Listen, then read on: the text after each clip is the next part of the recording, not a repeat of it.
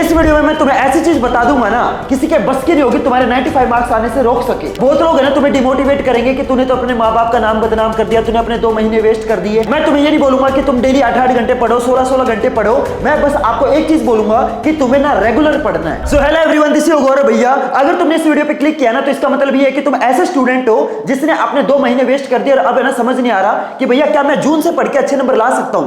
पहले तो देखो यार, चिल हो जाओ। मेरे को पता है कि बहुत सारे लोग है ना तुम्हें डिमोटिवेट करेंगे कि तूने अपने 2 महीने वेस्ट कर दिए, तूने तो अपने माँ बाप का नाम डुबो दिया, अब तू ना अच्छे नंबर तो भूल ही जा।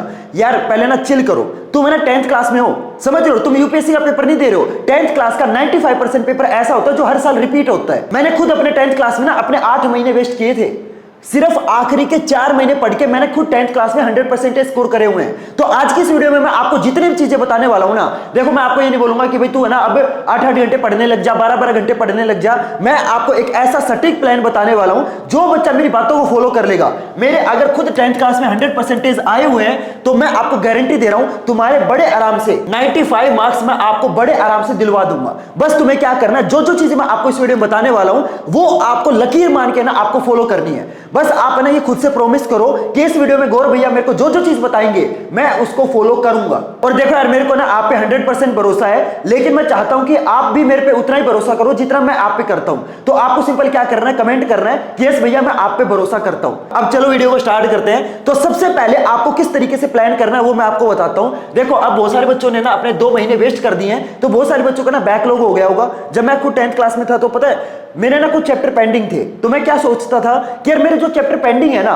मैं पहले उनको कंप्लीट करता हूं, और स्कूल के अंदर अलग चैप्टर चल रहे हैं। तो इस चक्कर में पता है मेरे साथ क्या हुआ, जो चैप्टर मेरे पेंडिंग थे ना वो भी छूट गए, और जो स्कूल में चल रहा था वो भी मैंने नहीं किया, और उसकी वजह से मेरा पूरा सिलेबस छूट गया। तो आपको मैं बताता हूं, अगर आप में से कोई बच्चा ऐसा जिसने अपने 2 महीने वेस्ट किए हैं, तो देखो यार 2 महीने के अंदर है ना जनरली स्कूलों के अंदर आपके हर सब्जेक्ट के अंदर 3 से 4 चैप्टर आपके कंप्लीट हो जाते हैं। तो अब अगर आपके ये चैप्टर पेंडिंग है तो आपको क्या करना है, तुम्हें ना अपने पूरे दिन का जो टाइम टेबल बनाओगे ना उसमें से आपको 30 मिनट्स हर दिन आपको ऐसे निकालनी है जिसके अंदर आप वो चैप्टर पढ़ोगे जो आपके बैकलॉग के अंदर है। समझ रहे हो मेरी बात? तो आपको डेली है ना आधा घंटा ऐसा निकालना है जिसके अंदर आप अपने वो चैप्टर करोगे जो कि आपके पेंडिंग में है। जो आपका बैकलॉग है ना ये आप अपना डेली आधे घंटे के अंदर कवर करोगे। क्लियर? इतना समझ में आया? और जिस दिन आपकी छुट्टी हो ना, जैसे अगर आपका संडे है या फिर कोई फेस्टिवल है जिसकी वजह से है ना आपको छुट्टी मिल गई, तो आपको वो जो छुट्टी वाले दिन है वो आपको वेस्ट नहीं करना। उस दिन भी अगर आपका बहुत ज्यादा बैकलॉग है ना, तो ये जो छुट्टी वाले दिन है इसमें आपको ना 2 या 3 घंटे डेली आपको ऐसे निकालने हैं जिसके अंदर आप अपना बैकलॉग कंप्लीट करोगे। Clear everyone? डेली आपको आधा घंटा निकालना है, लेकिन अगर आपको छुट्टी मिल जाए, संडे मिल जाए, कोई फेस्टिवल वाली छुट्टी मिल जाए, तो उस दिन आप है ना 2 से 3 घंटे अपना वो सिलेबस पढ़ोगे जो कि आपका पेंडिंग है। Clear everyone? इस तरीके से आपको अपना बैकलॉग कंप्लीट करना है। लेकिन इसका मतलब ये नहीं कि जो जो चैप्टर आपके पेंडिंग में है ना सिर्फ आप उनको कंप्लीट करने के चक्कर में जो चीजें आपके स्कूल के अंदर हो रही है वो आपकी छूट गई, तो ऐसे तो आपका बैकलॉग इंक्रीज होता चला जाएगा। तो आपको करना क्या है, आपको साथ साथ रेगुलर स्टडी भी करनी है। अब रेगुलर स्टडी तुम्हें किस तरीके से करनी है, ध्यान से सुनना। जो भी चैप्टर आपके स्कूल या ट्यूशन के अंदर चल रहा है, फॉर एग्जांपल आपके स्कूल के अंदर चैप्टर नंबर 4 जो कि आपका कार्बन वाला चैप्टर है, या मैथ के अंदर जैसे आपका क्वाड्रेटिक इक्वेशन वाला चैप्टर है, तो जो भी चैप्टर आपके स्कूल या ट्यूशन के अंदर चल रहे हैं ना वो आपको डेली के डेली अपना होमवर्क कंप्लीट करना है। ऐसे मत करना कि जो जो चैप्टर आपके छूट गए ना उनको कंप्लीट करने के चक्कर में जो आपके चैप्टर स्कूल के अंदर चल रहे हैं वो भी आपके छूट गए, उसका कोई फायदा नहीं है। आखिर में इतने ज्यादा परेशान हो जाओगे जिसकी कोई हद नहीं है। और जितनी भी चीजें करनी है वो आपको 100% डेडिकेशन के साथ करनी है। मेहनत में जो बच्चा कंजूसी करेगा उसको भगवान भी नहीं बचा सकता, सच बता रहा हूं। जिस दिन आपका मन ना हो ना पढ़ने का, जिस दिन आपका ये लगे कि यार मैं आज है ना अपना सिर्फ 80% दे पाऊंगा, उस दिन बेशक मत पढ़ना। जिस दिन आपका डेडिकेशन ये हो ना कि आज मैं अपना 100% देने वाला हूं, सिर्फ आपको उसी दिन पढ़ाई करनी है। मेहनत का कोई भी अल्टरनेटिव नहीं होता। जो बच्चा शॉर्टकट के पीछे भागेगा ना वो कहीं भी नहीं पहुंच सकता, सच बता रहा हूं। तो इस तरीके से आपको अपना बैकलॉग कंप्लीट करना और इस तरीके से आपको डेली अपनी पढ़ाई करनी है विद 100% डेडिकेशन। अब मैं तुम्हें बताता हूं कि तुम अपना चैप्टर कैसे कंप्लीट करना है। देखो यार बहुत सारे बच्चे ये सोचते हैं कि यार मैं अपना पूरा सिलेबस एक साथ कंप्लीट करूंगा। तुम्हें एक साथ सिलेबस कंप्लीट नहीं करना, तुम्हें एक एक चैप्टर एक एक बारी में कंप्लीट करते जाओगे ना, तुम्हें बाद में रियलाइज होगा कि यार मेरा तो पूरा सिलेबस ऑलरेडी कंप्लीट हो चुका है। तो अब आपको मैं बताता हूं कि तुम्हें अपने चैप्टर को कैसे कंप्लीट करना है। तो मैं बोलता हूं इनको 6 मैजिकल स्टेप्स। जो बच्चा इन 6 मैजिकल स्टेप्स को फॉलो कर लेगा ना, यार मैंने खुद ये 6 मैजिकल स्टेप फॉलो करे हैं, और इन स्टेप्स को फॉलो करके मेरे 10th क्लास में 100% मैंने स्कोर करे हैं। 12th क्लास के अंदर मैंने 98.6% स्कोर करे हैं। तो वो सेम मैजिकल स्टेप जो मैंने फॉलो करे हैं ना वही मैं आपको इस वीडियो में बताने वाला हूं। ध्यान से सुनना।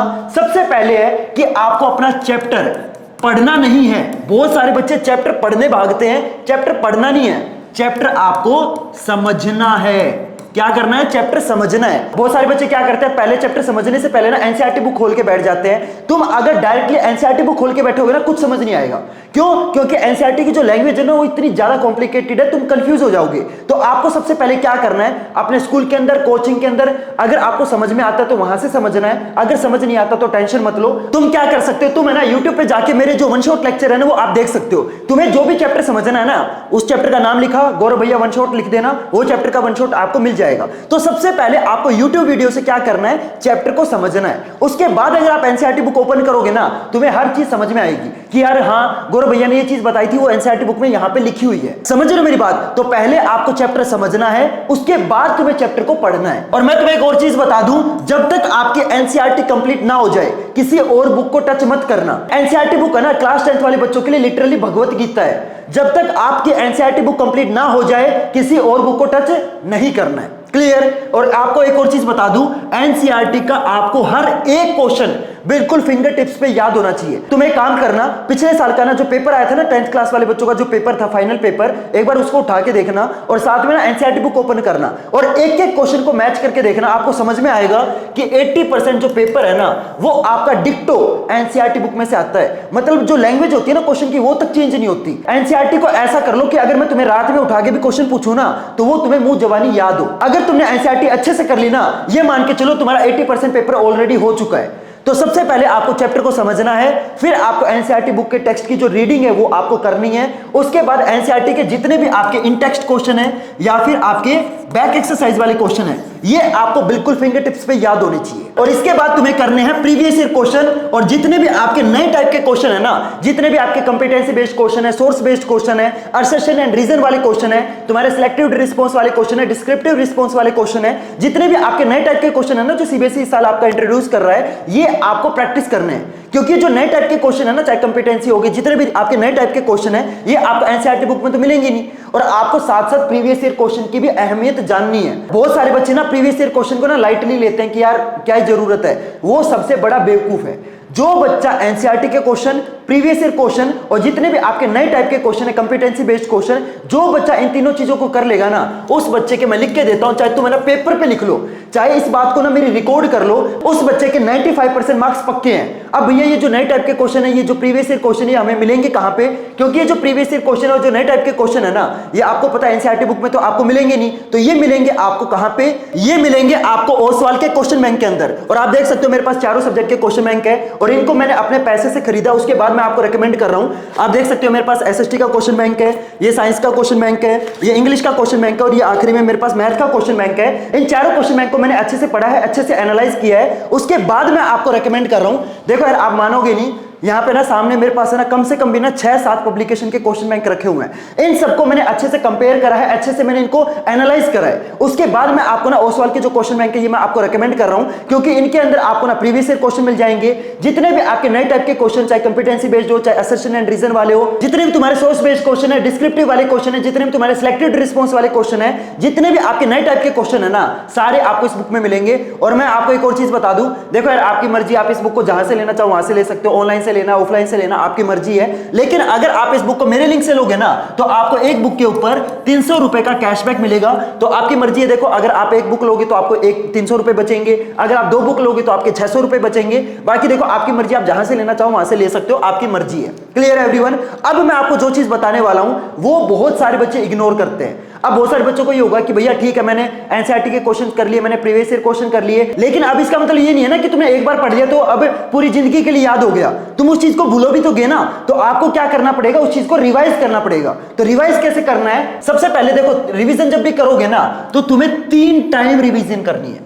कैसे करनी है? सबसे पहले आपको खुद से रिवाइज करना है। जब भी आप कोई भी चीज पढ़ो, उसको अपने आंखें बंद करके उसको ना खुद रिकॉल करने की कोशिश करो कि यार इस क्वेश्चन का आंसर क्या था, मैंने क्या पढ़ा था। ये चीजें तुम्हें पहले खुद से रिवाइज करनी है। उसके बाद तुम्हें क्या करना है? तुम्हें करना है डिस्कशन। डिस्कशन कैसे करना है? जब भी आप कोई टॉपिक पढ़ो, जब आप खुद से उसको रिवाइज कर चुके हो ना, अब उस टॉपिक को क्या करना है? अपने दोस्तों के साथ डिस्कस करना है। जब तुम किसी टॉपिक को अपने दोस्तों के साथ डिस्कस करते हो ना, तो उससे क्या होता है, वो टॉपिक जो है वो आपके सबकॉन्शियस सबकॉन्शियस माइंड में जाता है। हमारी ना दो टाइप की मेमोरी होती है, एक होती है आपकी शॉर्ट टर्म मेमोरी, एक होती है लॉन्ग टर्म मेमोरी। जब भी हम किसी चीज को एक बार पढ़ेंगे ना तो वो हमारी शॉर्ट टर्म मेमोरी में जाता है। जैसे आपने कोई ओटीपी पढ़ा, वो जो ओटीपी है ना वो बस आपको 5-10 मिनट याद रहेगा, लेकिन अगर आप उसी टॉपिक को बार बार डिस्कस करोगे ना अपने दोस्तों के साथ, अगर आप उसको बार बार रिवाइज करोगे तो वो जो ओटीपी है वो आपको पूरी लाइफ याद रहेगा। तो जब भी हम किसी टॉपिक को डिस्कस करते हैं ना तो वो चीज क्या होती है, वो हमारी शॉर्ट टर्म मेमोरी से लॉन्ग टर्म मेमोरी में चली जाती है। उसके बाद आपको क्या करना है, उसको आपको अपने दोस्त को